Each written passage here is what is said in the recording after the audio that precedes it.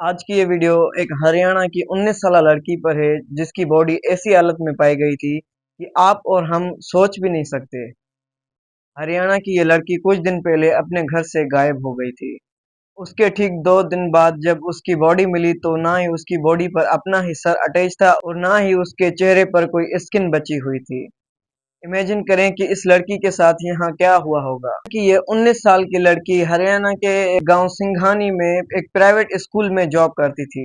अगर बुरी कंडीशन से गुजर रहा था तो वो अपने घर वालों की टेंशन दूर करने के लिए टीचिंग की जॉब किया करती थी। अभी वो 12 ही पास थी और उसका सपना था कि वो नर्स बनकर आगे लोगों की खिदमत करेगी।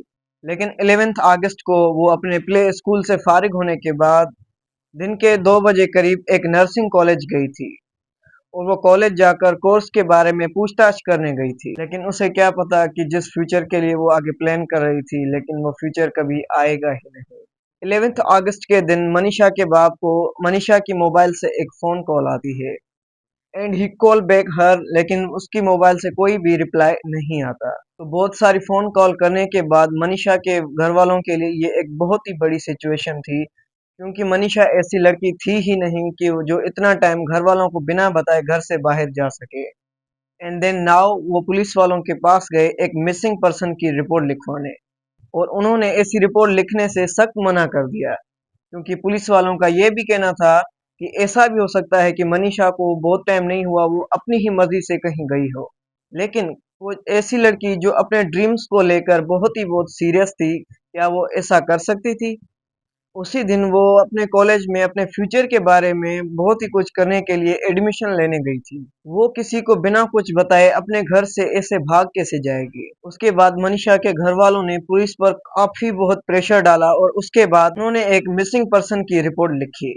इन्वेस्टिगेशन के बाद पता चला कि प्ले स्कूल के सीसीटीवी कैमरा से मनीषा की गली से गुजरने की वीडियो उनको मिल गई, और प्ले स्कूल के जानिब से दिए गए सीसीटीवी कैमरा के मुताबिक वो 1:58 पर वहां से निकली थी, और उसके बाद वो उसी प्राइवेट कॉलेज में जा रही थी जहां उसे नर्सिंग की एडमिशन लेनी थी।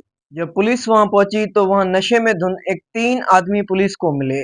उनका कहना था कि यहाँ कोई भी ऐसा इंसान एडमिशन के लिए नहीं आया, लेकिन उन्होंने ये भी क्लेम किया कि उसी दिन कॉलेज 1 बजे ही बंद हो गया था। और ठीक 13 अगस्त यानी मनीषा के 2 दिन गायब होने के बाद एक किसान को सिंघानी गांव में मनीषा की डेड बॉडी मिली। तो उसके बाद उसने फौरन पुलिस को इत्तला दी और पुलिस की इन्वेस्टिगेशन के मुताबिक वो मनीषा ही थी। गांव वाले भी वहां पर डेड बॉडी को देखने के लिए पहुंच गए, और गांव वालों ने भी उसको देखकर ये पता तो जरूर लगाया कि वो एक नेचुरल डेथ नहीं थी। पहली बात तो ये उसका गला काटा गया था। 99% उनका गला कटा हुआ था। दूसरी बात, उसके फेस पर पेट्रोल छिड़क कर उसे आग लगा दी गई थी। और उसके बाद पुलिस वालों ने उनके घर वालों को जब उनकी डेड बॉडी दी तो उन्होंने लेने से साफ मना कर दिया, क्योंकि उनका कहना था कि जब तक उनके कातिल या कातिल लोगों को जाहिर नहीं किया जाता तब तक वो डेड बॉडी लेने से मना ही करते रहेंगे। कई सारे लोग ये भी कह रहे थे कि उसने खुदकुशी की है। अगर उसने खुदकुशी की तो मनीषा ने अपना ही गला कैसे काटा? चलो गला तो काटा, उसके बाद अपने ही फेस को आग कैसे लगाई? लेकिन बहुत ही चीजों के बाद मनीषा के घर वालों ने उनकी डेड बॉडी ली और उनका अंतिम संस्कार किया, और ये सोचकर कि उसे इंसाफ मिलेगा। लेकिन वो दिया बुझ गया जो अपने घर वालों को ही रोशन करना चाहता था। और आज मनीषा का घर बहुत ही औरतों से और लोगों से भरा हुआ है, और वो उनके पेरेंट्स को सपोर्ट कर रहे हैं ताकि मनीषा को जस्टिस मिल सके। And she is not alone, हम सब मनीषा के साथ हैं।